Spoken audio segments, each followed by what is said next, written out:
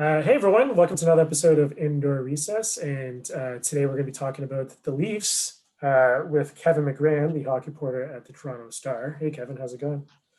Doing well, Justin. How are you?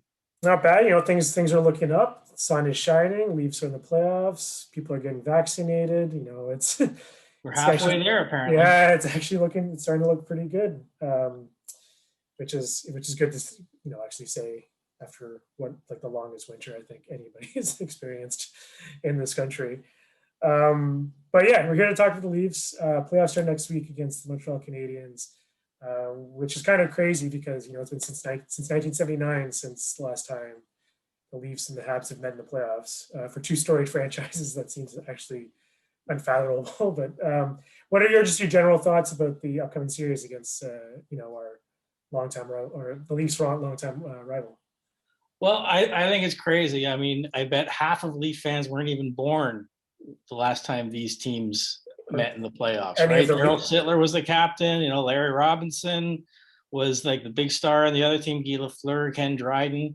Well, actually, I think Bunny the Rock was the goalie that year. Yeah, it's crazy, and it's such a shame. We've been waiting. I don't know, 40, is it 42 years? Is that the math?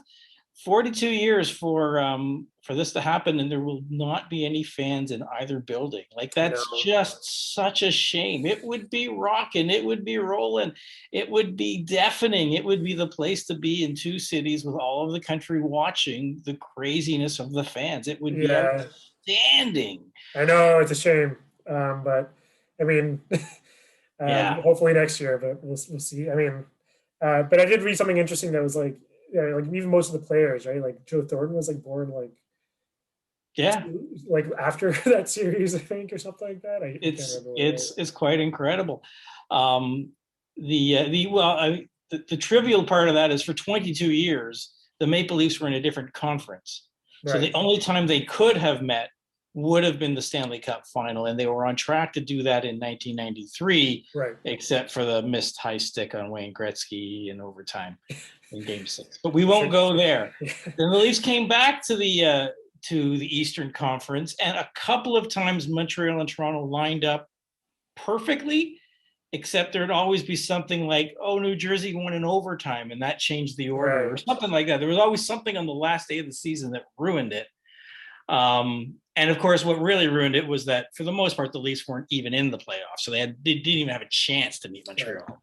And then when Toronto got good, Montreal got bad, so Montreal was out of the playoffs. So there was a lot of stuff just happening. The jigsaw puzzle didn't quite have all the pieces to it. Yeah. Now here we are. It's going to happen, and we'll all be witness to it on our televisions. Although I will be in the building, I believe at Scotiabank Arena for at least Oh, that match. nice. That's cool. Yeah. So I mean, the matchup is kind of interesting because the Habs probably wouldn't have made the playoffs in any other normal situation or season. So they kind of squeaked in there. But I mean, like, you know, as any Leafs fan or follower would probably say, like, never say never to your opponents. What do you think of this matchup between the two teams? And I mean, is it safe to say the Leafs have the edge? I would say, first off, I think the matchup is terrific for both teams. I think both teams play a kind of a similar game. It's all going to be speed and skill. I mean, Nick Suzuki, Cole Caulfield, those guys can skate like the Dickens. Montreal's defense is big and it's mobile. I would disagree with you. I think Montreal was making the playoffs from the get-go this Okay. year. They kind Okay. of they kind of they kind of saw the weakness of the division and loaded up in free agency, kind of knowing Yeah. where they were going, and so they kind of knew they'd be a playoff team. If we are in conference play, they might have made different decisions and decided to have another year off. But every you know, I think the matchup, the Leafs should win, but if Montreal won, I think we'd look back and say, well, Carey Price recovered from his concussion pretty good, and he's one of the best goalies in the world. Or we'll say those young guns on Montreal are pretty good, the way we were talking about Mitch Marner and Austin Matthews 4 or 5 years ago. Right. Those guys just have no fear and can skate and pass and shoot. And Montreal's built their team kind of quite similarly. They got big old guys too. They got Josh Anderson's one of the best power forwards. Yep. Corey Perry is a grizzled veteran who's going to go to war. Toffoli was a good addition this year for them too. Tyler Toffoli, exactly, Yeah. Scarborough's own. I think the Leafs should win. Certainly, if it gets to attrition, if players start getting hurt, the Leafs are better suited to withstand injury than Montreal. But I think player for player, line for line, Montreal is as good an opponent as the Leafs will face. Okay, well, moving over to the Leafs goalies, I know there's always, this has been the hot topic for the last few weeks. Like, who do the Leafs start? I mean, it's kind of we got to see Frederik Andersen for the first time in a few weeks on Wednesday night. The safe bet will probably be Jack Campbell. I mean, this is not really an issue to really have if you have two, starting capable goalies going into the playoffs. But who should the Leafs start game one? I mean, I guess there's that back-to-back that they might see Frederik Andersen start a game or flip-flop. Yeah, I think that's the one thing. They're not going to be shy about going back and forth between goalies. So who starts game one might not matter as much as it might not be the big statement people think it is. Mm-hmm. I've been saying all along that it should be Frederik Andersen because it's his team. He got them this year. He's been here 5 years. The players know him, love him. And you see Sheldon Keefe repeatedly go to veterans who have playoff experience to start things off.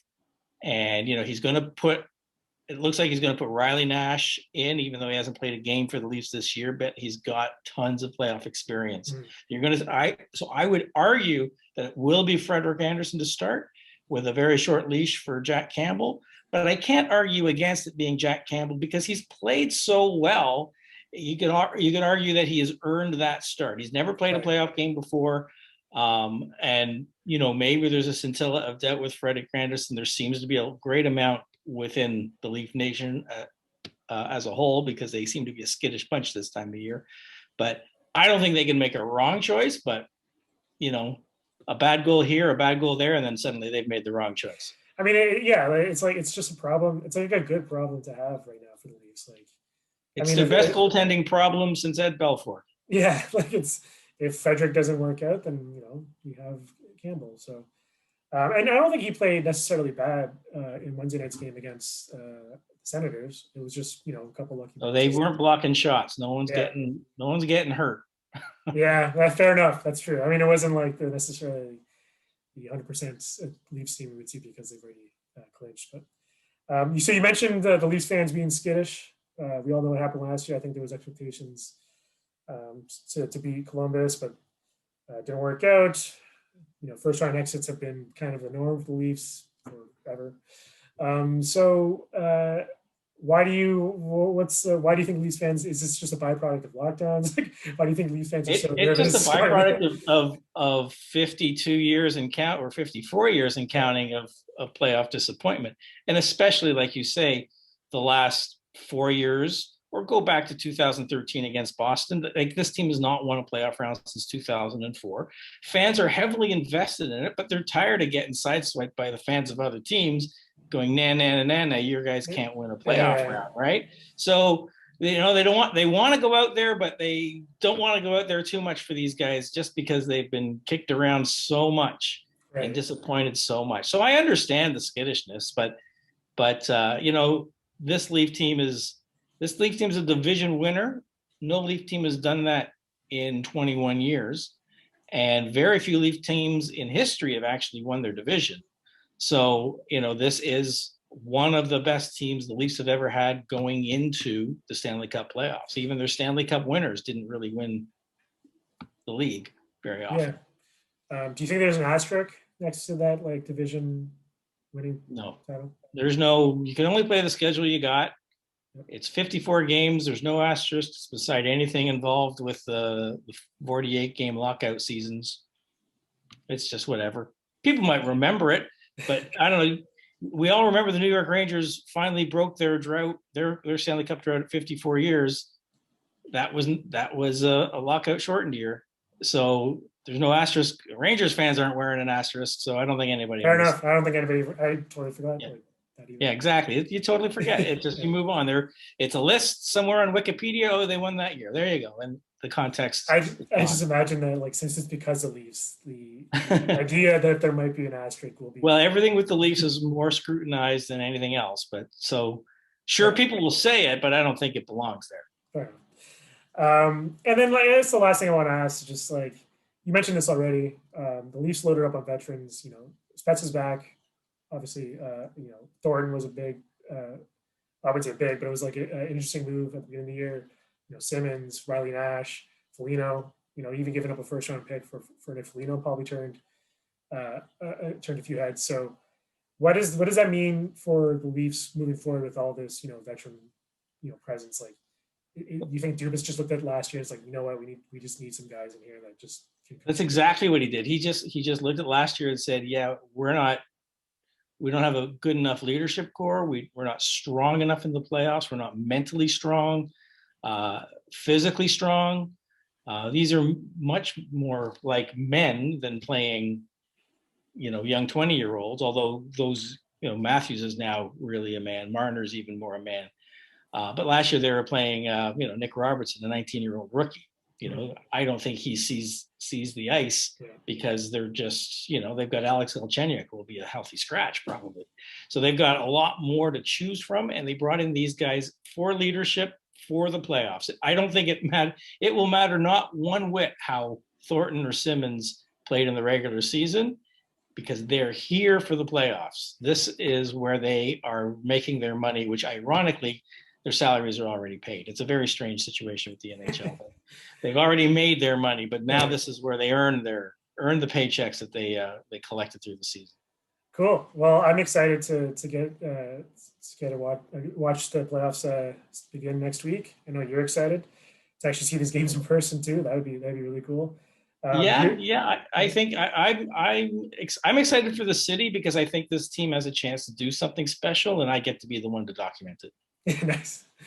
And yeah, no, that's I'm looking forward to like a lot all your coverage. So, is there anything else you want to add, Kevin, before we sign off here? Well,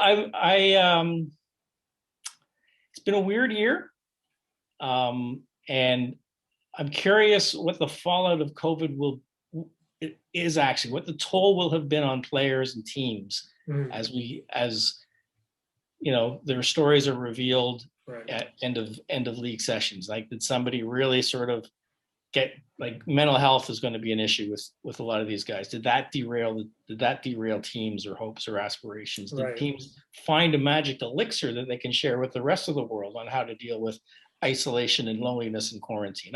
That's the one part of this season that I think something good comes from, is the whole pandemic and just dealing with one issue after another with things that none of us have ever seen before.